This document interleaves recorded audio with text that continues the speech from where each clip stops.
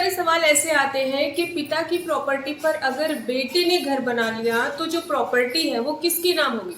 देखिए, आप भी बहुत समझदार हैं और चालाक भी हैं। कई बार क्या होता है, बेटा ये सोचता है कि भाई प्रॉपर्टी तो प्लॉट तो पापा के नाम पे है, लेकिन अगर मैंने इस पे घर बना लिया तो ये घर, ये जो प्रॉपर्टी है वो मेरे नाम पे हो जाएगी। तो आपको सबसे पहले ये क्लियर कर देती हूँ कि अगर प्रॉपर्टी पापा के नाम पे है और आपने उस पे करोड़ों का भी घर बना लिया तो भी प्रॉपर्टी पापा के नाम पे ही रहेगी।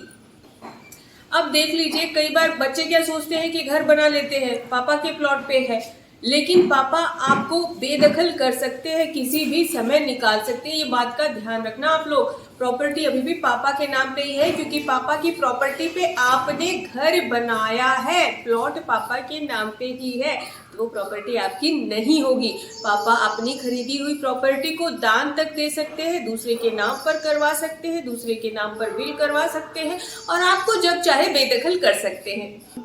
अब एक बात और भी बता देते हैं, अगर आपने पापा की प्रॉपर्टी पर घर बनाया है और घर बनाए हुए 12 साल हो गए और 12 साल तक आपके पापा ने इस पर कोई ऑब्जेक्शन नहीं लिया है, तो 12 साल के बाद वह ऑब्जेक्शन नहीं ले सकते, क्योंकि 12 साल का टाइम उनको था ऑब्जेक्शन लेने के लिए। तो मेरा मानना ये है, मेरा ओपिनियन ये है कि अगर आप अपना घर अपने पिता की प्रॉपर्टी पर बना रहे हैं तो ध्यान से बनाइएगा, और सबसे पहले तो अपना घर अगर कहीं बना रहे हैं तो आपके नाम पर वो प्रॉपर्टी होनी चाहिए।